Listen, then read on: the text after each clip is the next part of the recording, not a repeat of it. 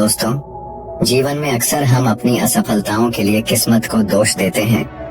हम सोचते हैं कि हमारे पास पर्याप्त संसाधन नहीं है, हमारी मेहनत बेकार जा रही है और बाकी लोग हमसे बेहतर हैं। लेकिन क्या कभी हमने यह सोचा है कि हमारी असली समस्या हमारी सोच और हमारे कर्म हैं? आज मैं आपको एक ऐसी प्रेरणादायक कहानी सुनाने जा रहा हूँ जो न सिर्फ आपकी सोच को बदल देगी, बल्कि आपको यह भी सिखाएगी कि किस्मत के भरोसे बैठने से कुछ नहीं होता।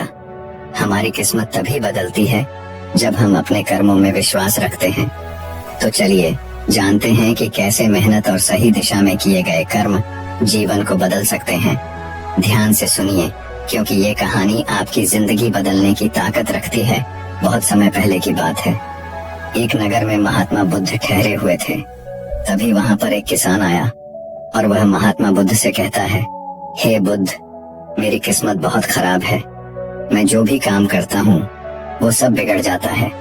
मुझे मेरी मेहनत का कोई फल नहीं मिल पाता।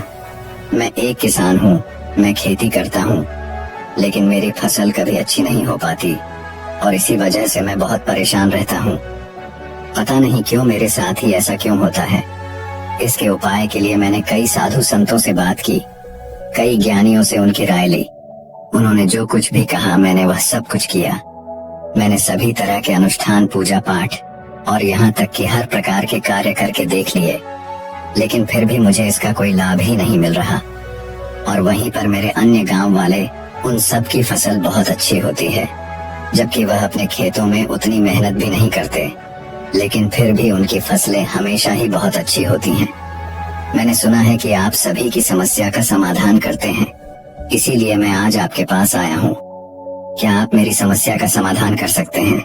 हे तथागत, क्या आप मेरी किस्मत बदल सकते हैं? उस किसान की वह सारी बातें सुनकर महात्मा बुद्ध मुस्कुराने लगे और उस किसान से कहते हैं, भंते, तुम्हारी किस्मत तो पहले से ही बहुत अच्छी है, सब कुछ तो तुम्हारे पास ही है, फिर भला तुम ऐसा क्यों कहते हो कि तुम्हारी किस्मत अच्छी नहीं है? इस पर वह किसान महात्मा बुद्ध के इस प्रश्न का जवाब देते हुए कहता है, हे तथागत, मेरे पास क्या है? मेरी किस्मत इतनी खराब है कि जिस भी काम में मैं हाथ लगाता हूँ वह सारे कार्य बिगड़ जाते हैं। मैं चाहकर भी अपने खेतों में अच्छी फसल नहीं उगा पाता, जबकि वहीं पर मेरे गांव के अन्य लोग अच्छी फसलें उगा लेते हैं और वे लोग मेरी जितनी मेहनत तक नहीं करते। तो ऐसे में भला मेरी किस्मत कैसे अच्छी है? इस पर महात्मा बुद्ध मुस्कुराते हुए उस किसान से कहते हैं, भंते, तुम्हारे पास एक स्वस्थ शरीर है, तुम्हारे सभी अंग अच्छी तरह से काम करते हैं, तुम्हारा मस्तिष्क भी अच्छी तरह से काम करता है और तुम्हारे पास अच्छी खासी जमीन भी है। भला तुम्हारे पास किस चीज की कमी है? अगर ऐसे देखा जाए तो तुम्हारी किस्मत तो बहुत अच्छी है। इस पर वो किसान महात्मा बुद्ध से कहता है, हे तथागत, मेरी समस्या यह नहीं है। मेरी समस्या तो यह है कि जिन भी कार्यों में मैं हाथ डालता हूँ वह कार्य बिगड़ क्यों जाते हैं। रही बात जमीन, अच्छा शरीर, अच्छा मस्तिष्क और अच्छे अंगों की, तो वह तो सभी के पास है। मेरे सभी गांव वालों के पास भी है और उनके पास अच्छी जमीन भी है और तो और उनके पास अच्छी फसल भी है। इसी कारण वे लोग हमेशा सुखी रहते हैं। लेकिन मेरे खेतों में तो अच्छी फसल हो ही नहीं पाती। हर वर्ष मुझे एक भारी नुकसान झेलना पड़ता है। क्या आप मुझे कोई इसका उपाय बता सकते हैं? क्या ऐसा कोई मंत्र, क्या ऐसा कोई तरीका है जिससे मेरी किस्मत एक बार फिर से चमक जाए? इस पर महात्मा बुद्ध उस किसान से कहते हैं, ठीक है, यदि तुम कोई उपाय चाहते हो या कोई मंत्र चाहते हो तो वह मैं तुम्हें अवश्य ही दूंगा। लेकिन उससे पहले मुझे यह बताओ, क्या तुम्हें पता है तुम्हारे खेत में खजाना है? ये सुन वह किसान थोड़ा आश्चर्यचकित हुआ और वह महात्मा बुद्ध से तुरंत ही बोल पड़ा, हे बुद्ध, आप ये क्या कह रहे हैं? मेरे खेत में खजाना है और यह मुझे पता तक नहीं। बताइए, वह खजाना कहाँ है? मैं अभी उसे जाकर निकाल लूंगा। बताइए बुद्ध, वो खजाना कहाँ है? इस पर महात्मा बुद्ध उस किसान से कहते हैं, भंते, वह खजाना तुम्हें ऐसे नहीं मिलने वाला। उसके लिए तुम्हें मेरा कार्य करना होगा। मैं तुम्हें जैसा जैसा कहूँगा तुम्हें वैसा ही करना होगा, तब जाके तुम्हें वह खजाना अवश्य मिल पाएगा। उस किसान ने महात्मा बुद्ध की सारी बातें सुनी और उसके बाद वह किसान महात्मा बुद्ध से कहता है, हे तथागत, बताइए मुझे क्या करना होगा? आप जैसा कहेंगे मैं वैसा करने के लिए तैयार हूँ, लेकिन मुझे बता दीजिए कि आखिर वह खजाना मेरे खेत में कहाँ पर है।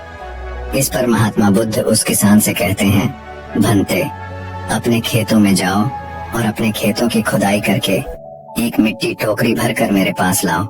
वह किसान तुरंत ही महात्मा बुद्ध की बात मान लेता है। वह भागा भागा अपने खेतों में जाता है और जल्दी जल्दी एक टोकरी मिट्टी भरकर वह वापस महात्मा बुद्ध के पास पहुंचता है। उस मिट्टी को देखने के बाद महात्मा बुद्ध उस किसान से कहते हैं, ठीक है, अब मेरी बात ध्यान से सुनो। अब से 1 महीने बाद अपने खेत की खुदाई करना और जब तुम पूरा खेत खोद दोगे तो उसमें से एक टोकरी मिट्टी फिर से मेरे पास लेकर आना। महात्मा बुद्ध के मुख से यह बात सुनकर वह किसान कुछ देर के लिए सोच में पड़ गया। वह यह सोचने लगा, जब खजाना मेरे खेतों में गड़ा हुआ है तो महात्मा बुद्ध मुझे सीधे सीधे बता क्यों नहीं देते कि वह कहाँ पर है। उसने कुछ देर सोच विचार करने के बाद महात्मा बुद्ध से आखिरकार यह बात पूछ ही ली। वह किसान महात्मा बुद्ध से कहता है, हे तथागत, यदि वह खजाना मेरे खेतों में है तो आप मुझे बता क्यों नहीं देते कि वह कहाँ पर है। मैं उसे अभी जाकर निकाल लेता हूँ। भला मुझे 1 माह का इंतजार क्यों करना है, आखिर इसकी क्या जरूरत है। इस पर महात्मा बुद्ध बड़े शांत स्वर से उस किसान से कहते हैं, भंते, हर कार्य का एक समय होता है और वह कार्य यदि उचित समय पर किया जाए तो वह हमें उचित और शुभ फल देता है। तुम चाहते हो तो मैं तुम्हें खजाना बता देता हूँ कि वह खजाना तुम्हारे खेतों में कहाँ गड़ा हुआ है, लेकिन एक पल के लिए यह भी सोच लो, अगर तुम अभी उस खजाने को पाने की कोशिश करोगे तो हो सकता है कि तुम्हारे हाथ तो कुछ भी ना आए। सोच लो, तुम अभी उस खजाने को पाना चाहते हो या 1 महीने के बाद।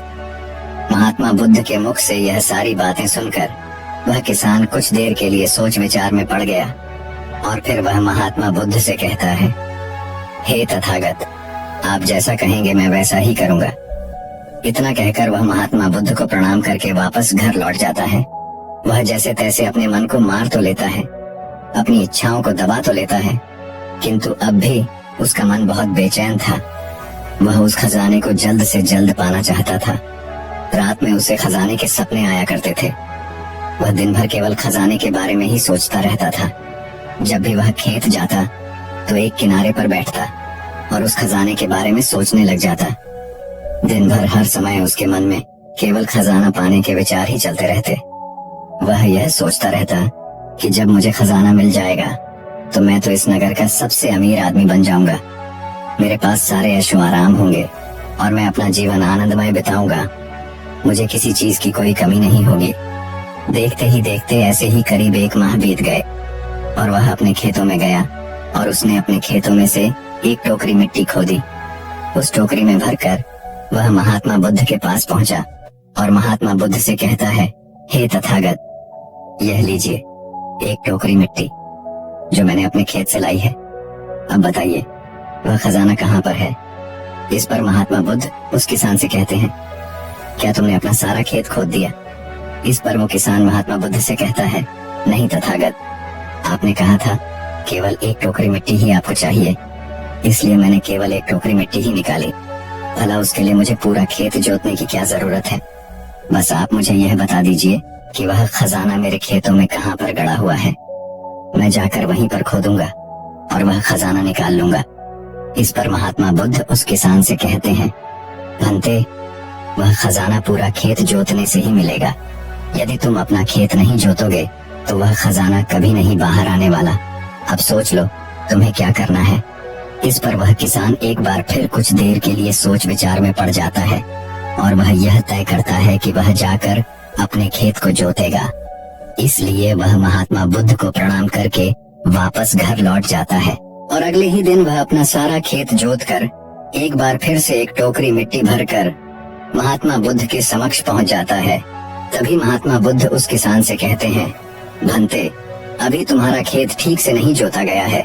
जाकर एक बार फिर कोशिश करो, एक बार फिर अपने खेतों में हल चलाओ। इस पर वह किसान महात्मा बुद्ध से कहता है, हे तथागत, मेरे पास हल नहीं है, बल्कि मैं खुद से ही हल की जगह पर खेत जोतता हूँ। इस पर महात्मा बुद्ध उस किसान से कहते हैं, कोई बात नहीं भंते, एक बार फिर परिश्रम करो। और इस परिश्रम का फल तुम्हें अवश्य मिलेगा।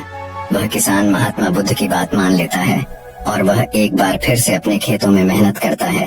वह एक बार फिर से हल चलाता है और एक टोकरी मिट्टी लेकर वह महात्मा बुद्ध के समक्ष फिर से उपस्थित हो जाता है।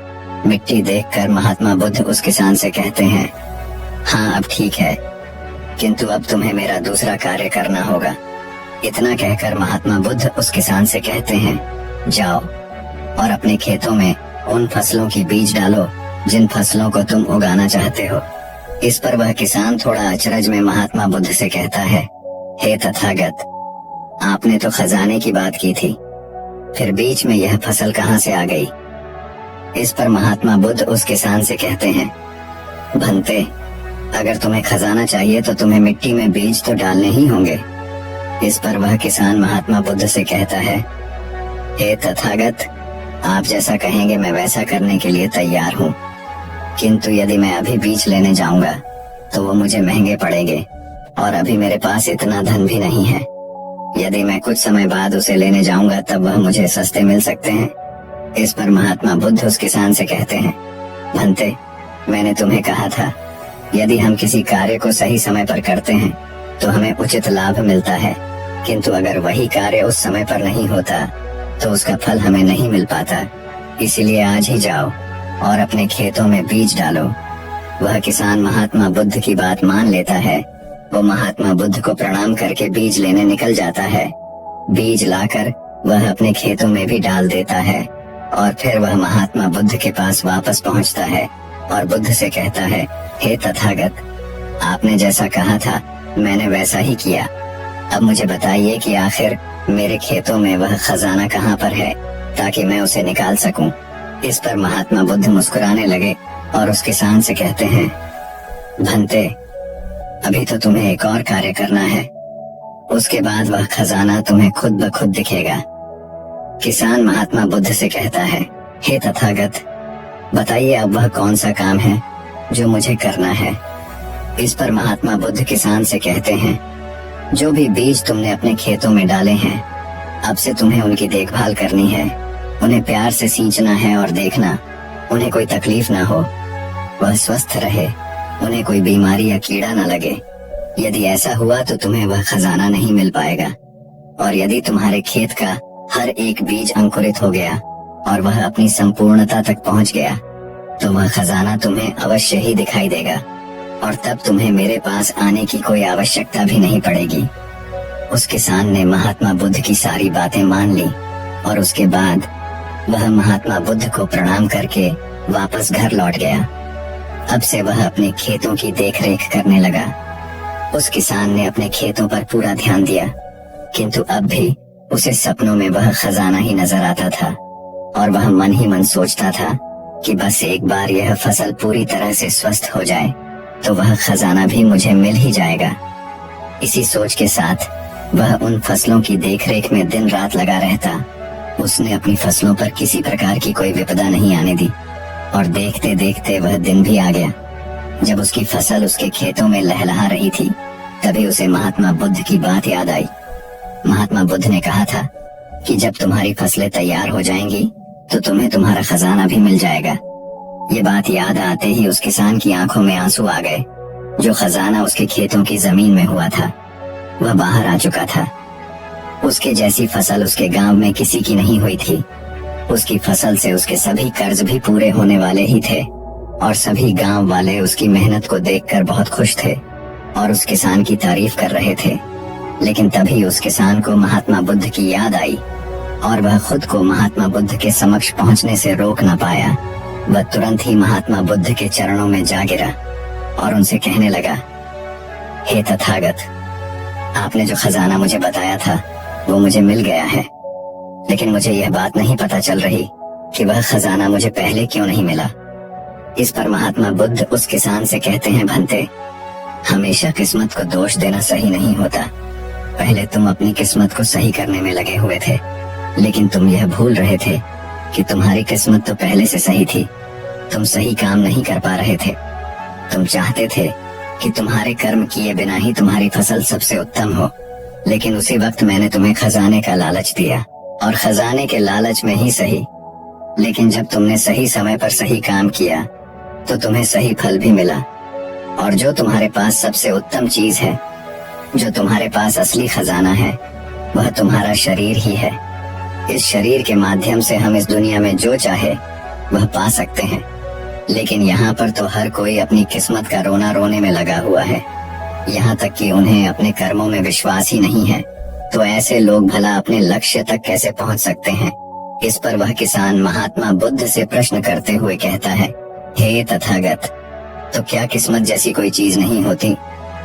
इस पर महात्मा बुद्ध मुस्कुराने लगे और उस किसान से कहते हैं, भंते, किस्मत क्या है? किस्मत हमारे ही सत्कर्म है, और यह सत्कर्म ही हमें ऊर्जा और शक्ति प्रदान करते हैं ताकि हम सही दिशा में कार्य कर सकें, और इन कार्यों से ही हम अपने जीवन के लक्ष्य को प्राप्त भी कर सकते हैं। महात्मा बुद्ध के मुख से यह उपदेश सुनकर वह किसान महात्मा बुद्ध के चरणों में जा गिरा और उनसे कहने लगा, हे तथागत, मुझे आज पता चल गया है कि मेरी किस्मत खराब नहीं थी, मेरे तो कर्म ही खराब थे। किंतु मैं आज आपको वचन देता हूँ कि आज से मैं अपनी किस्मत को कभी खराब नहीं कहूँगा, अपने कर्मों को सुधारूंगा और सभी कार्य सही समय पर करूंगा। इतना कहकर वह किसान महात्मा बुद्ध को प्रणाम करके वापस घर लौट गया। दोस्तों, हम में से अधिकांश लोग यही करते हैं। वे लोग हमेशा अपनी किस्मत को दोष देते रहते हैं, लेकिन वो कभी भी अपने कर्मों पर ध्यान नहीं देते। वो यह नहीं सोचते कि क्या उन्होंने अपने लक्ष्य को पाने के लिए जो कर्म करने चाहिए थे वो कर्म किए हैं या नहीं, कहीं उसमें कोई कमी तो नहीं रह गई, और अगर उसमें कोई कमी थी तो क्या उस कमी को दूर करके क्या उस लक्ष्य को प्राप्त किया जा सकता था। और यह सब हम तब सोच पाएंगे, तब समझ पाएंगे जब हम अपनी किस्मत को दोष देना बंद कर देंगे। लेकिन हम तो अपने आप को सही और अपने किस्मत को गलत ठहराना चाहते हैं। हम किसी ऐसे को चाहते हैं जो हमारी गलतियों का ठेका ले ले, और इसीलिए हम अपनी किस्मत को हमेशा दोष देते रहते हैं ताकि हमें कभी किसी के सवालों का कोई जवाब ही ना देना पड़े।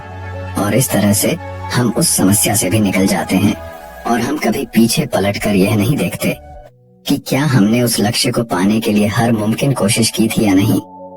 हमसे कहीं पर कोई गलती तो नहीं हुई थी, क्योंकि हमें तो लगता है कि यह सब तो किस्मत का खेल है, और भला किस्मत से कौन जीत सकता है।